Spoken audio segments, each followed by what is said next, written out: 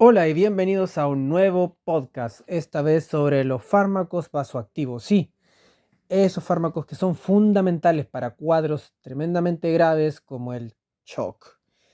En estos momentos comenzaremos hablando de los fármacos vasoactivos y estos tienen una gran cantidad de fármacos que tienen funciones principalmente vasopresoras e inotropas. La función vasopresora corresponde, en términos simples, en la función de contracción, constricción de lo que son los vasos, principalmente el territorio vascular. ¿Por qué? Porque siempre es el objetivo en el fondo de todos estos fármacos vasoactivos mejorar la presión arterial media para que haya una buena distribución de flujo, sobre todo a los órganos nobles, de lo que corresponde a esta bulimia, y para eso necesitamos que estos fármacos vasoactivos funcionen bien. Y una de sus funciones, uno de los tipos de fármacos vasoactivos son los vasopresores y actúan a nivel del territorio vascular. El otro grupo de fármacos vasoactivos son los fármacos inótropos. Los fármacos inótropos son los fármacos que están encargados de mejorar la contractilidad del músculo, ¿vale? Eso es tremendamente importante cuando el músculo cardíaco no está haciendo bien su función, como en el shock cardiogénico. Un vasopresor, entonces, es aquel que induce la vasoconstricción, lo que lleva a la elevación de esta presión arterial media. En cambio, los inótropos se encargan de la contractilidad. Hay fármacos vasoactivos que se encargan de generar ambas condiciones y que tienen, por lo tanto, una mayor capacidad que otros. Hay otros que se centran específicamente en una de las dos. Los fármacos vasoactivos se utilizan en la situación de un paciente en shock, como ya lo mencioné previamente, y principalmente cuando la presión arterial media está menos de 60 milímetros de mercurio. ¿Por qué? Porque ese es el nivel crítico en el que no está llegando correctamente la oferta de oxígeno y nutrientes a los órganos y puede causar la falla de todos ellos. Y eso es tremendamente negativo para la sobrevida de la persona que está siendo tratada, del paciente. Ahora, entendemos también que siempre va a ser importante haber hecho pasos previos, como por ejemplo el correcto aporte y reposición de volumen. De todo lo que hemos hablado, el objetivo al final es mejorar esta oxigenación tisular, pero para eso hay una gran cantidad de fármacos que los vamos a ir revisando. La oxigenación del tisular necesita de ciertos pilares como el volumen circulante efectivo, el gasto cardíaco, la resistencia vascular sistémica. Esto, cuando está en un correcto funcionamiento, es lo que permite que reciba cada célula el correcto aporte de oxígeno. Un paciente que tiene un gasto cardíaco alterado o un volumen circulante efectivo alterado, una resistencia vascular sistémica alterada, va a generar un problema en esa oferta y demanda de oxígeno. Y eso es lo que va a causar el problema. El problema que puede dañar irremediable, irreversiblemente esas células. Por eso es tan importante que se mantengan en el correcto funcionamiento. El volumen circulante efectivo, en el fondo, tiene ese territorio intravascular y ese es el que a nivel arterial entrega el oxígeno. La presión arterial media es un objetivo importante a observar, tratar y controlar para poder conseguir esta homeostasis. Y hay que entender, sí, que no va a ser necesariamente lo primero que se va a afectar en un camino hacia un shock. Sin embargo, en esta situación ya de shock declarado y como tal, sí, va a alterarse significativamente. Entendamos un poco cómo se regula esta presión arterial y entendemos que se regula por distintos mecanismos que al final son factores de autorregulación de flujo sanguíneo, pero también tiene factores hormonales, nerviosos, los cuales afectan el tono arterial y actúan sobre la resistencia vascular sistémica. Pero también está el mismo gasto cardíaco. Recordemos que presión arterial media es la fórmula de gasto cardíaco por resistencia vascular sistémica. Y así como acabamos de hablar de la resistencia vascular sistémica, que tiene que ver con este tono arteriolar, que lo afectan factores hormonales, nerviosos, el gasto cardíaco es influenciado por la frecuencia cardíaca y por el volumen sistólico. Y el volumen sistólico responde a la poscarga, al inotropismo, punto importante aquí, y a la precarga en el corazón. Y la frecuencia cardíaca al tono simpático y parasimpático que lo vaya estimulando. La precarga del volumen sistólico responde a lo que es la volemia. Ojo con eso. Entonces, si nos ponemos a analizarlo, todos estos factores responden inevitablemente entre ellos. Algunos están conectados entre sí, la mayoría tiene todo un circuito de funcionamiento, y es así como, por ejemplo, para dejarlo bien en claro, una buena volemia entrega una buena precarga, un buen tono simpático y un corazón sano entrega un buen inotropismo,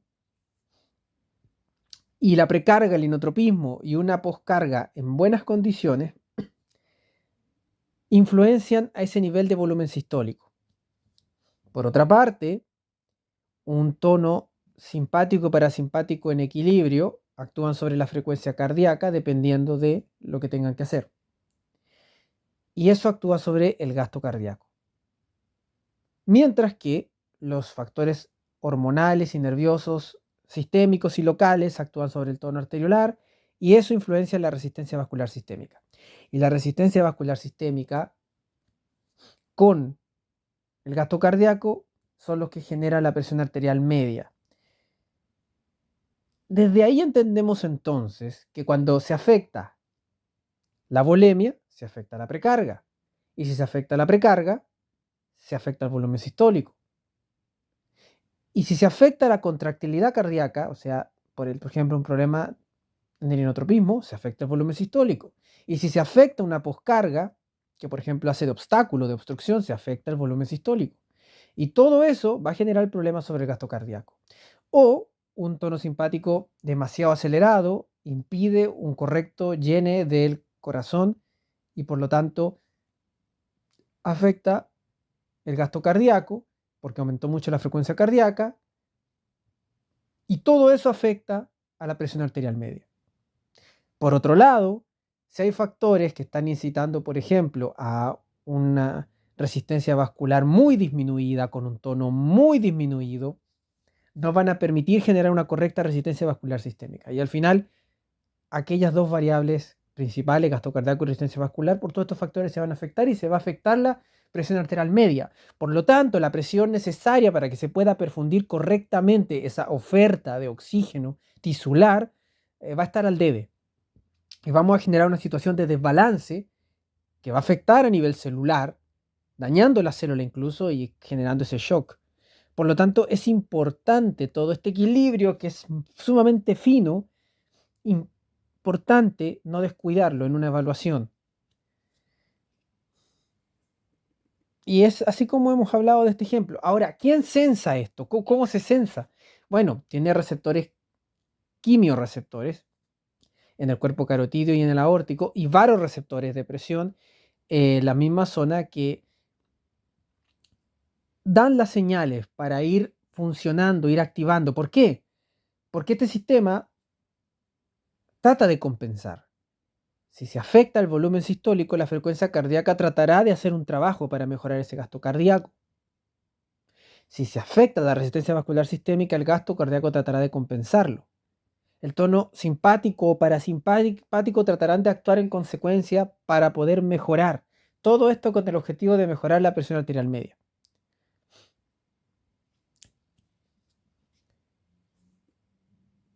La intención de esto es generar un efecto compensatorio. Y eso lo sensan los quimio y los varoreceptores a nivel carotidio y aórtico. ¿Y cuáles son las hormonas que influencian en esto? Porque hablamos de factores hormonales. ¿Cuáles son? Bueno, los factores hormonales y los neurotransmisores, estamos hablando básicamente en el control, las catecolaminas, la acetilcolina.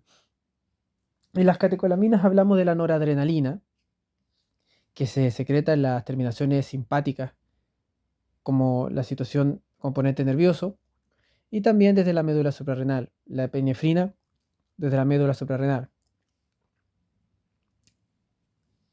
Actúan sobre los receptores adrenérgicos, tratando de actuar sobre estos problemas y compensarlos. Aquí tenemos receptores distintos, receptores alfa 1 de la pared de los vasos, que cuando se activan generan vasoconstricción. Vasoconstricción necesaria para compensar. Los receptores beta, por ejemplo los beta 1, están en el tejido cardíaco y aumentan el inotropismo, o sea, la contractilidad. También el cronotropismo, es decir, con la frecuencia cardíaca.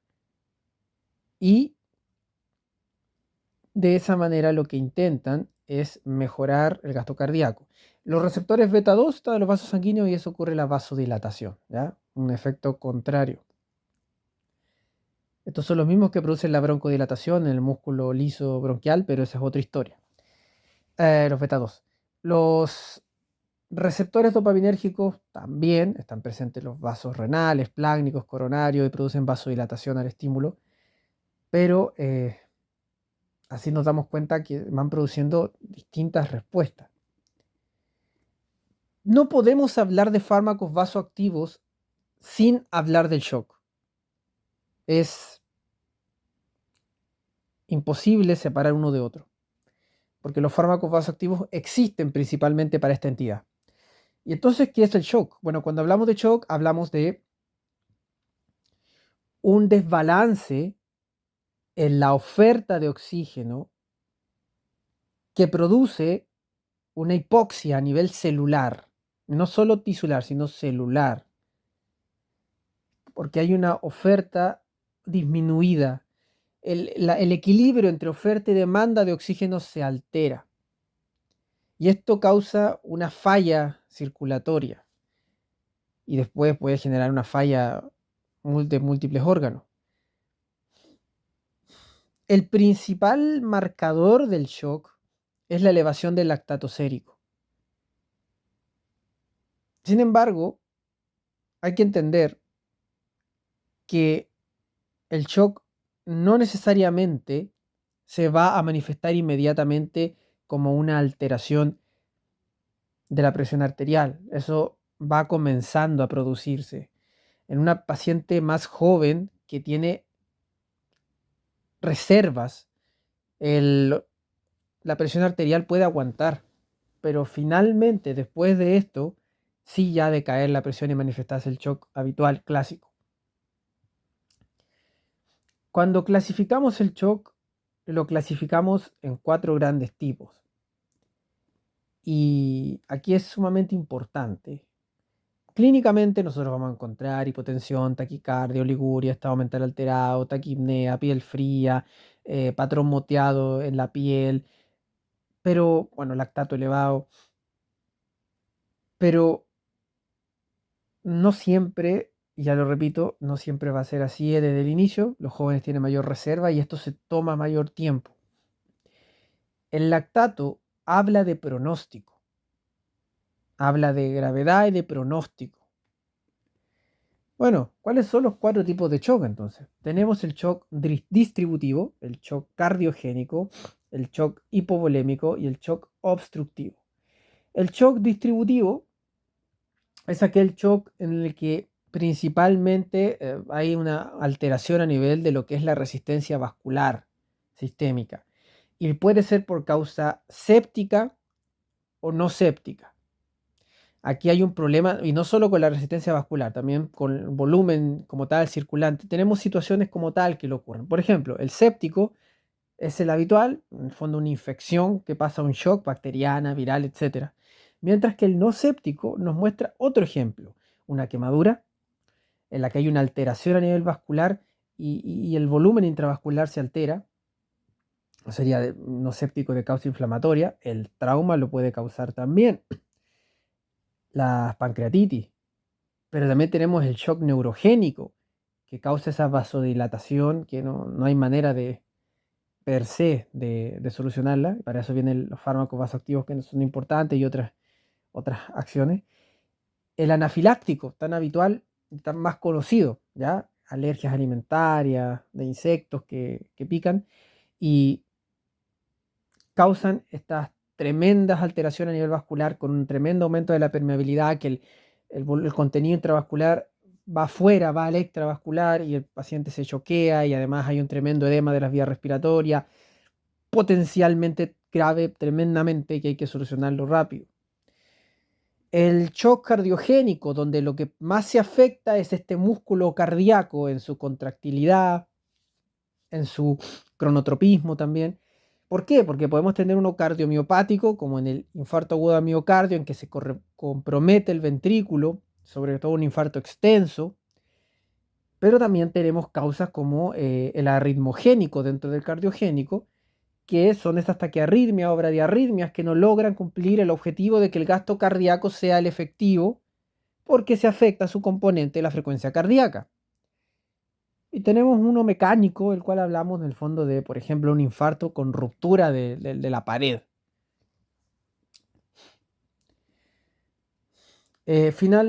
No finalmente, sino que antes del último tenemos el penúltimo y es el hipovolémico. Es ese shock que se produce por la pérdida del contenido. Puede ser de causa hemorrágica o no hemorrágica. El hemorrágico es el habitual, como el trauma, el sangrado gastrointestinal, donde esa llave sangra, sangra, sangra, sangra y no va a dejar de sangrar hasta que no se detenga como tal. Mientras que el no hemorrágico es por pérdidas gastrointestinales, síndromes eméticos tremendamente profusos, grandes, con mucho vómito o mucha diarrea, o quemaduras por pérdida del contenido por la piel, que son capaces de choquear al paciente en ese sentido. Y el obstructivo finalmente, donde como la palabra lo dice, hay un componente que impide el correcto flujo de ese volumen sistólico, puede ser a nivel vascular, pulmonar, como el tromboembolismo pulmonar, o puede ser mecánico, como el neumotórax a tensión, el tamponamiento cardíaco, que son los más clásicos. ¿Cómo de alguna manera entendemos o observamos esto? Bueno, hablemos como de cada uno. El hipovolémico, la precarga puede estar al principio sin mucha alteración, pero tardíamente va a disminuir porque está perdiendo la sangre. La función cardíaca puede estar normal perfectamente, el gasto cardíaco. La resistencia vascular sistémica va a estar por un mecanismo compensatorio aumentada, porque no se quiere perder lo poco de contenido, de volemia que se tiene. La saturación de lo que corresponde a la saturación venosa mixta de oxígeno va a estar al principio mayor al 65%. El cardiogénico, en cambio, va a tener una precarga aumentada. ¿Por qué? Porque ese corazón no logra eyectar bien, hacer bien su trabajo. Por lo mismo, su función de gasto cardíaco va a estar disminuida. La resistencia vascular sistémica, por compensación, puede estar aumentada y la saturación venosa disminuida. El distributivo puede estar normal la precarga, la función cardíaca puede estar normal, o incluso aumentada a veces como compensatorio, la poscarga aquí es el principal problema. Va a estar disminuida. Puede haber una gran vasodilatación. Y la saturación venosa de oxígeno sobre 65%. El obstructivo, bueno, depende. Un neumotórax, por ejemplo, corazón, precarga, sin mayor alteración, pero la poscarga va a estar muy aumentada. Y el tamponamiento, la poscarga va a estar aumentada, la precarga también podría estarlo. Y al final esto nos da una idea importante, ¿ya? ¿Cómo hacemos el manejo inicial, la monitorización? Lo importante primero es el ABC, es la evaluación primaria. En el A, vía aérea, bueno, nos vamos a fijar en este A, B, C, D, E, nos vamos a fijar en vía aérea, luego en oxígeno, la mecánica ventilatoria cómo está, si hay que intubar. Vamos a observar en el caso de que tengamos que intubar, preferir etomidato, ketamina, porque no afectan tanto la volemia, como el propofol, que puede causar un efecto más de hipotensión. La idea es evitar más alteraciones de esa disminuida demanda de oferta de oxígeno. En la C vamos a tener un acceso venoso para resucitar con fluido, periférico, 14 o 18. Vamos a tener que a veces hacer incluso otras alternativas, pero vamos a tener que resucitar inicialmente con los fluidos. Es necesario, si los fluidos no funcionan, pasar a los fármacos vasoactivos. Bueno, también vamos a necesitar otra vía para tomar examen de laboratorio, monitorización. En lo que corresponde a, después de la evaluación primaria, tendremos que, dentro de la evaluación primaria, antes de eso, el ABCDE no es suficiente. Yo lo cambio por el ABCUDE. Vamos a necesitar de una manera muy, muy, muy, muy dedicada la utilización del ultrasonido. Vamos a necesitarlo sí o sí. Hay protocolos como protocolo RACH o RUCH, como se quiera pronunciar, para justamente identificar el tipo de shock. Es tremendamente importante aquí. Aquí podemos saber dónde está el fallo a nivel cardíaco, a nivel de las cañerías, o sea, a nivel vascular, a nivel del contenido. Vamos a tener que evaluar bien eso. Y es fundamental la labor del ultrasonido. Hay que estratificar riesgo con la monitorización, por supuesto, el electrocardiograma. Tenemos que ver bien, después de la evaluación primaria, si estamos frente a algo que amenace a nivel vital, afecte, sea complicado y sea un problema potencialmente grave que tengamos que hacer medidas primarias. Luego, ya cuando hayamos completado esa evaluación primaria, podemos pasar a una historia clínica, examen físico más completo, un electrocardiograma más detallado, eh, una evaluación donde vamos a estar buscando lactato, porque el lactato nos da gravedad y nos da pronóstico, función renal, hepática por la falla de estos órganos que nos van a permitir también sacar algunos criterios de gravedad importantes, enzimas cardíacas, si el paciente sospechamos que hay un shock cardiogénico, que puede ser por un infarto, un hemograma, porque nos puede hablar, por ejemplo, de una anemia aguda o nos puede hablar de una infección, pruebas de coagulación, porque podemos estar frente a alteraciones que estén causando hemorragia por esa causa, el dímero D en un protocolo y contexto que corresponde a la sospecha del TEP, los gases en sangre por el correcto uso de ellos cuando sospechamos que hay una causa respiratoria, una falla respiratoria que está causando estas alteraciones más graves. es importante hacer una buena evaluación. A ver, en un shock indiferenciado también se recomienda la radiografía. Shock indiferenciado, aquel que identificamos que es shock, pero no sabemos muy bien cuál es la causa. Va a ser importante una radiografía de tórax inicial, va a ser importante la evaluación como tal, pero lo más importante como imágenes, repito, es el ultrasonido. El protocolo Ruch, el protocolo Focus, son importantes para poder identificar la causa. Ya en un manejo más intensivo, la cateterización de la arteria pulmonar, para buscar ciertos parámetros, pero no es lo que nos vamos a centrar ahora.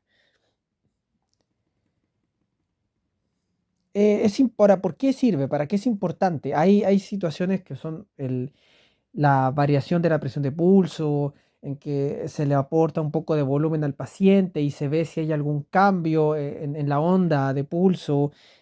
Es importante para eso, porque eso nos puede hacer pensar en un paciente que va o no va a responder eh, al aporte de volumen. Y eso nos va a mostrar qué tan temprano tenemos que utilizar los fármacos vasoactivos. Por ejemplo, una variación de la presión de pulso menor del 9% no es lo mismo que una mayor al 13%. Una menor al 9% no va a responder a fluido. Una variación mayor al 13% responde a fluido. Entonces, ese es un corazón que va a responder, que está en la curva para responder a volumen. Y por lo tanto podemos probar primero con el volumen y reevaluarlo y podemos ir en confianza, versus alguien que no responda.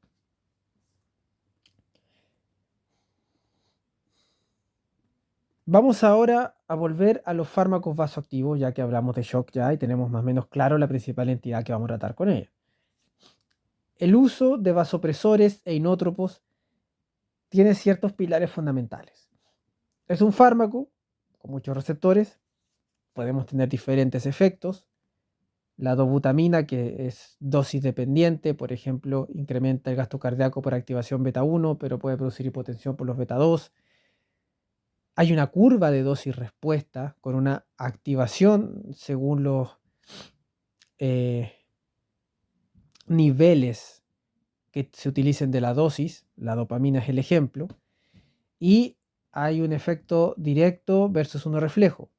Un efecto reflejo gatillado, por ejemplo, la noradrenalina produce taquicardia si solo tuviese estimulación beta 1, pero como además eleva la PAM por efecto alfa 1, habría la respuesta refleja la vasoconstricción, disminuir la frecuencia cardíaca. O sea, pueden haber estas como respuestas que se traslapen. Y eso como que neutralizaría ese efecto.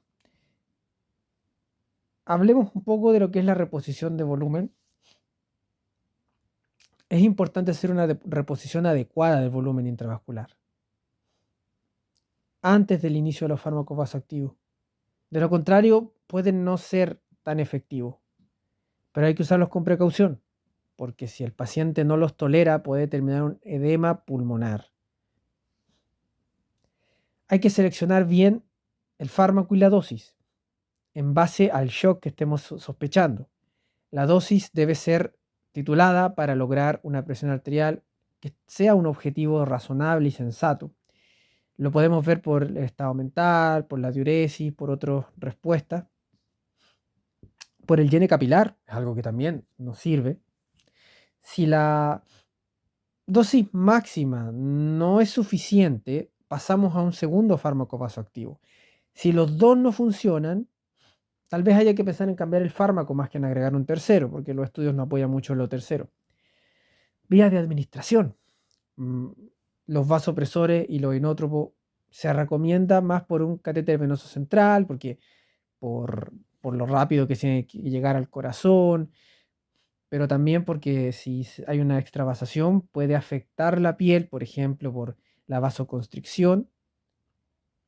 Pero si no tenemos disponible un catéter venoso central, hay que ir a la vía periférica, hay que cuidar esa vía, hay que anotar bien que corresponde para el uso de fármacos vasoactivos, tiene que quedar claro eso, pero no se debe retrasar lo que tiene que hacerse a tiempo. Está la situación de la taquifilaxia, que es como esta mayor, en el fondo, a pesar de la dosis, como que ya el efecto no llega el cuerpo a tener mayor respuesta, ojo con eso. En el fondo ya de tanto que se está aplicando, después ya no está respondiendo óptimamente el cuerpo al fármaco. Estar atento a los efectos de la hemodinamia. Por ejemplo, en el shock cardiogénico, tenemos que el paciente puede verse afectado si se aumenta demasiado la resistencia vascular sistémica. Hay que fijarse en eso, porque al final eso puede afectar el corazón también por el aumento de la poscarga y complicarle el trabajo. Es sumamente importante que en estos momentos otros fármacos que se estén aplicando se evite la vía subcutánea porque como hay vasoconstricción tal vez no sea útil la dosis que se esté entregando de los otros fármacos por la vasoconstricción de los fármacos vasoactivos. Y siempre reevaluar, reevaluar y reevaluar. Empecemos con los agonistas adrenérgicos. La noradrenalina, la fenilefrina, la dopamina y la dobutamina son los más usados. Y el tema aquí importante es que los receptores adrenérgicos son su mayor fuerte de los que estamos hablando. Por ejemplo, la fenilefrina tiene un fuerte efecto alfa 1, por lo tanto hay una fuerte actividad de la resistencia vascular sistémica. Vamos uno por uno. Vamos primero por la noradrenalina. La noradrenalina actúa sobre los receptores alfa 1 y beta 1 con una fuerte vasoconstricción, no tanto así el incremento del gasto cardíaco. Pero es la favorita de utilización por sus buenos resultados para el shock, para una gran cantidad de shock, y el más típico, el shock séptico. La fenilefrina tiene un efecto alfa agonista puro, muy potente. La vasoconstricción es su principal acción. La PAM aumenta por el aumento de la resistencia vascular sistémica. Puede, digamos, ser muy útil en esa situación. En hipotensión por anestesia, alteraciones neurológicas. El problema es que podría disminuir el volumen sistólico. Normalmente, en estos casos, se prefiere si no se pudiera usar la noradrenalina.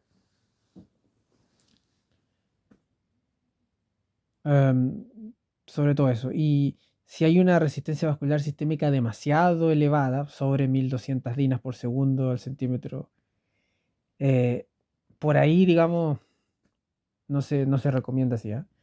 En esos casos no, porque va a hacer mayor efecto al final y va a ser deleterio. Pero eso, no es muy usada, pero tiene sus situaciones dentro de la reanimación. La epinefrina, la adrenalina, con potente efecto beta 1 y uno moderado alfa 1 y beta 2, dosis baja aumentan el gasto cardíaco, porque tiene un efecto inotropo y cronotropo del beta 1. Y la vasoconstricción por alfa 1 está, aunque se puede contrarrestar por la activación del beta 2. Podríamos hablar que la adrenalina tiene un aumento del gasto cardíaco y una resistencia vascular sistémica que se contrarresta uno con otro. Pero a altas dosis predomina el efecto, es porque lo que acabo de decir a dosis baja, pero a altas dosis predomina el efecto alfa vasoconstrictor y produce tanto elevación de la resistencia vascular sistémica como del gasto cardíaco. ¿Para cuándo lo usamos? Sobre todo para el shock anafiláctico o como segunda línea cuando la noradrenalina no es suficiente en el shock séptico. El problema de la adrenalina es que puede producir arritmias por el efecto beta 1, puede producir vasoconstricciones plácnicas y hay que saber valorar esos problemas. La dopamina tiene una variedad de efectos, ¿ya? De 1 a 2 microgramos por kilo minuto. Principalmente activa los receptores dopaminérgicos tipo 1, en lechos vasculares renales, mesentéricos, resultando en una vasodilatación selectiva, lo que podría aumentar el flujo plasmático renal y la velocidad de filtración glomerular, la natriuresis, pero no significa que se tenga que utilizar necesariamente para un contexto así. Entre 5 a 10 microgramos por kilo minuto, estimula otro tipo de receptores, los beta 1, aumenta el gasto cardíaco, sobre todo por el volumen sistólico. Entre 2 a 5 microgramos por kilo minuto, tiene efectos más variables, que podría ocurrir una vasodilatación. Más de 10 microgramos por kilo minuto estimula los receptores alfa 1, produciendo un aumento de la resistencia vascular sistémica. Pero el efecto alfa 1 de la dopamina es más débil que de la noradrenalina. Y estimular a nivel beta 1 con dosis más de 2 microgramos por kilo con minuto con dopamina puede causar arritmias. Y este es el principal problema, las arritmias en la dopamina.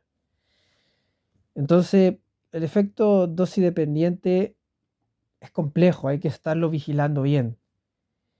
Y mucho cuidado con las arritmias. Esta es una principal situación por la que no es recomendada o tan de elección. Y la dobutamina, que ya hablamos acá de un inótropo, porque causa vasodilatación, no es vasopresor, es un inótropo y además causa una vasodilatación. Su efecto es beta 1, ya aumenta así el inotropismo y el cronotropismo, ayuda a los pacientes con falla cardíaca, pero hay una vasodilatación que puede causar una hipotensión y hay que tener cuidado con eso. Por eso, ojo con esa situación. No debe usarse en la sepsis por el riesgo de hipotensión, a menos que fuera necesario, pero lo importante es entender para lo que utilizamos, principalmente en el shock cardiogénico. Ahora, ¿cuáles son las contraindicaciones de agonistas adrenérgicos?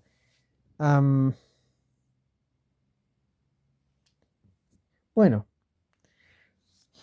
pacientes con shock cardiogénico, la noradrenalina es preferida por encima de la dopamina por los efectos de arritmias y porque tiene mejores resultados la noradrenalina. Pacientes que tienen un feocromocitoma, que es este tumor a nivel adrenal que causa unas crisis hipertensivas tremendas, tienen riesgo en su estimulación excesiva al usar adrenérgico. La dobutamina no sé, está contraindicada en pacientes con estenosis subaórtica hipertrófica idiopática. Y cuidado con los pacientes que usan inhibidores de la monoaminoxidasa porque son muy sensibles al efecto de los vasopresores. Así que deberían ser evaluadas menores dosis. Ahora que hemos hablado de los alfa agonistas adrenérgicos, mejor dicho, hablemos de la vasopresina. Esta hormona, vasopresina, hormona antidiurética, tiene un cierto efecto para el shock, sobre todo distributivo. Es un rol que está en un contexto de definición, generalmente como un fármaco de segunda línea, en el shock séptico o en el anafiláctico que no responde a la adrenalina. Y a veces se utiliza para disminuir la dosis de la que ya se está usando de primera línea. Los efectos de la vasopresina y la terlipresina, que es otro, en el shock por vasodilatación como el séptico, no había una mejora significativa, pero necesitaban menos dosis de noradrenalina, por ejemplo. Y valores sobre 0.03 unidades internacionales por minuto se asocian sí a isquemia coronaria, mesentérica, cutánea. Ojo con eso. Solamente habría que utilizarse si no se puede obtener una buena PAM con otro fármaco vasoactivo. Puede haber una hipotensión de rebote, puede haber hiponatremia, puede haber vasoconstricción pulmonar. Entonces hay que tener ojo con estos fármacos, tanto vasopresina como terlipresina. Luego, en el número 3, tenemos agentes no adrenérgicos, los inhibidores de la fosfodiesterasa, como la inamrinona o la milrinona, que son fármacos vasoactivos no adrenérgicos, pero tienen efectos inotropos y vasodilatadores.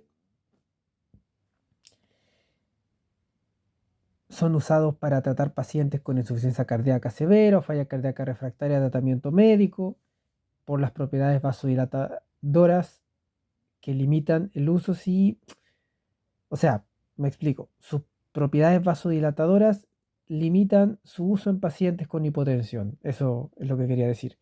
¿Y por qué? Porque al final no es la idea causar hipotensión en un paciente que se quiere cuidar justamente el buen aporte de oxígeno.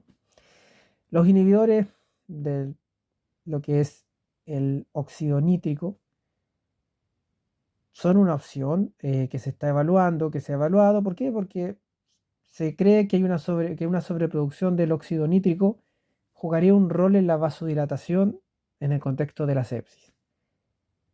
Y en ciertos estudios de sepsis, un efecto dosis dependiente de estos fármacos incrementaría la resistencia vascular sistémica, pero baja el gasto cardíaco y la frecuencia cardíaca,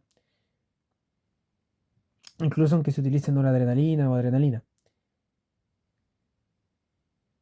Sin embargo, al final, entre que se baja uno y se sube otro, la PAM mínimamente se aumenta. No es muy claro su ayuda. Esas son como las opciones que tenemos. Ahora, ¿y las complicaciones de estos fármacos vasopresores e inotropos? Pues pueden ser significativas, sobre todo si se juntan más fármacos. Por ejemplo, una hipoperfusión. ¿Por qué? Porque si tenemos una vasoconstricción excesiva por un vasopresor,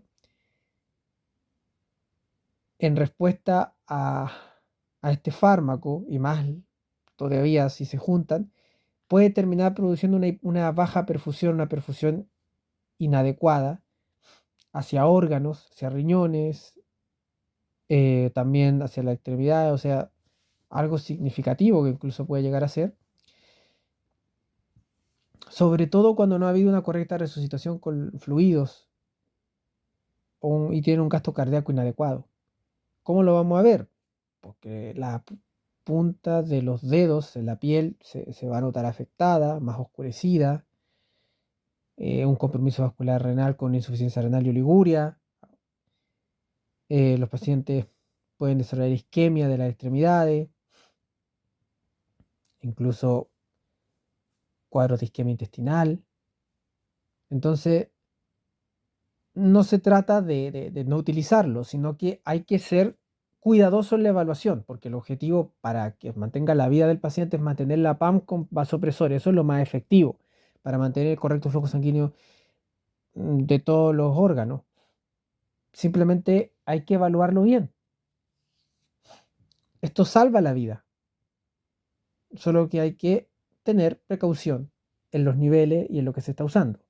Otro problema son las disritmias, taquiarritmia, bradiarritmia, y se producen por la estimulación, sobre todo las taquiarritmias, de receptores beta 1.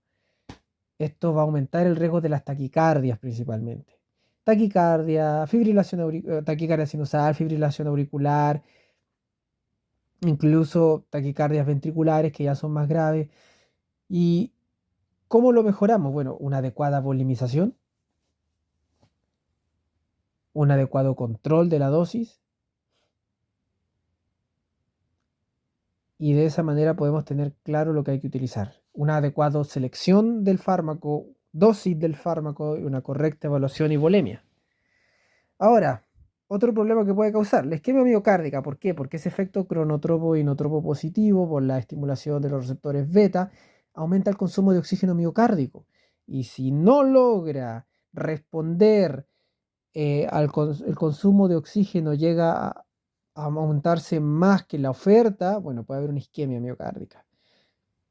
Se recomienda entonces realizar electrocardiograma diariamente a los pacientes que requieran fármacos vasoactivos, evitar que hayan taquicardias que limiten la perfusión coronaria por una diástole muy acortada. También tenemos efectos locales que al principio lo comenté, la extravasacción de los fármacos vasoactivos en el tejido conectivo, en la piel puede afectar, por lo tanto vigilar esa situación de complicación con la infiltración del fármaco, por ejemplo, por vía subcutánea. Y la hiperglicemia, porque al final hablamos de estimulaciones adrenérgicas, lo que puede producir la inhibición de la secreción de insulina y así aumenta, sobre todo con noradrenalina, adrenalina. ¿Qué hay que hacer? Monitorizarlo correctamente. Ahora hay problemas, a veces hay controversia, elección del fármaco vasoactivo en shock séptico, por ejemplo. La mayoría de los estudios, eh, cuando se compara la adrenalina con otra gente, sale, podríamos decirlo, con más arritmia la dopamina, sale más beneficiada la noradrenalina. Si se compara noradrenalina con dopamina, sale ganando en sobrevida y en menos arritmia la noradrenalina. Entonces, un shock séptico hiperdinámico, que es el inicio del shock séptico con una resistencia vascular sistémica baja y un alto gasto cardíaco, con una hipotensión, con extremidades más cálidas, fármaco vasoactivo de elección con acción alfa 1 predominante, como la noradrenalina, la fenilefrina podría ser también, y podrían ayudar más, ser más efectivo. Y al final la noradrenalina es la de elección. La fenilefrina, útil cuando no sea tolerado un ataque de arritmia, que te permite usar la norepinefrina por la actividad beta-adrenérgica. Shock séptico hipodinámico, donde hay una leve o moderada baja en la resistencia vascular, un bajo gasto cardíaco, hipotensión, hipoperfusión, piel fría, noradrenalina de primera elección por los efectos alfa 1 y beta 1. Si hay ya una situación así, noradrenalina, la opción. ¿Cuál sumamos? Adrenalina cuando, por ejemplo, hay una hipotensión y gasto cardíaco disminuido persistentemente. Otra situación importante saber, que la dopamina, por mucho que en dosis bajas mejora el flujo renal, mm, no hay información para acreditar que usando bajas dosis se prevengan fallas renales. ¿Cuál es la dosis óptima? Muchos estudios sugieren que la perfusión tisular mejora con dosis más altas de noradrenalina, pero no hay un beneficio a la sobrevida. Así que hay dosis como tal que ya las comentaremos. Gasto cardíaco supranormal, la elevación del gasto cardíaco con inotropo a valores más allá de lo normal, se supone que aumentaría la carga de oxígeno, pero la oferta de oxígeno, perdón, pero aunque en teoría eso mejoraría, los estudios no han demostrado que lo como tal, así que hay que usar las dosis correctas, ¿no? Si hablamos un poquito de fármaco, bueno, de las dosis, noradrenalina, hablamos de 0,1 a la dosis inicial, 0,1 a 0,15 microgramos por kilo por minuto, rango de mantención 0,025 a 0,05 microgramos por kilo minuto y dosis máxima en shock refractario 0,5 a 0,75 microgramos por kilo minuto. Fármaco inicial para shock hipovolémico, séptico, cardiogénico. Se diluye, por ejemplo, 4 miligramos en 250 cc de suero fisiológico o glucosado al 5%. La adrenalina, dosis inicial de 0,014 microgramos por kilo minuto, de mantención 0,014 a 0,14 microgramos por kilo minuto y máximo 0,14 a 0,5 microgramos por kilo minuto. Fármaco inicial para el shock anafiláctico, segunda línea junto a la noradrenalina o cuando está contraindicada esta primera. El problema es que a veces puede elevar el lactato, puede disminuir la perfusión mesentérica. También se otorga diluida, por ejemplo, un miligramo en 250 cc de glucosado al 5%. La fenilefrina, dosis inicial 0,5 a 2 microgramos por kilo minuto, de mantención 0,25 a 1,1 microgramos por kilo minuto, máxima 1 a 1,1 hasta 6 microgramos por kilo minuto. Es un fármaco inicial cuando se contraindica el uso de noradrenalina por la taquiarritmia. Es un fármaco alternativo para el shock séptico cuando se desarrollan taquiarritmias por noradrenalina. Persiste el shock a pesar de usar dos o más fármacos vasoactivos, incluida la vasopresina. Puede disminuir el volumen sistólico en pacientes con insuficiencia cardíaca, ojo con eso. Am, a veces puede ir en bolo de 50 a 100 microgramos para optimizar la presión arterial, donde una secuencia de intubación rápida, pero eso depende del contexto. Y se diluye también en suero glucosado. Por ejemplo, 10 miligramos, 250 cc de suero glucosado al 5%, tendrías 40 microgramos por ml. Bueno, a decir antes que cuando dije 4 en la noradrenalina, 4 miligramos en 250 cc de suero te da 16 microgramos por ml del fármaco. Adrenalina, 1 miligramo en 250 cc de suero, 4 microgramos por ml. Es como son, digamos, distribuciones que te dan. La dopamina, 2 a 5 microgramos por kilómetro inicial, 5 a 20 la de mantención. Pero aquí un fármaco de segunda línea en pacientes seleccionados, con bajo riesgo de arritmias, eh, tienen más efectos adversos de arritmia, menos efectiva que la adrenalina. Entonces, ojo con eso, ¿ya? La vasopresina, dosis inicial 0,03 unidades internacionales por minuto, de mantención 0,03 a 0,04 unidades internacionales por minuto. Añadida a otro vasopresor puede aumentar su eficacia y disminuir las dosis, pero no hay que reemplazarlo por el de la primera línea. Eh, se puede añadir a noradrenalina para aumentar el gasto cardíaco en pacientes con shock séptico, disfunción miocárdica, bueno, para disminuir la dosis, para optimizar la perfusión, pero puede causar hipotensión y arritmia, entonces mucho cuidado con eso. La milrinona, dosis inicial, que normalmente no se da, así que no la diré, pero la de mantención 0,125 a 0,75 microgramos por kilo minuto es una alternativa temporal para mejorar el gasto cardíaco en shock cardiogénico refractario a otros vasopresores.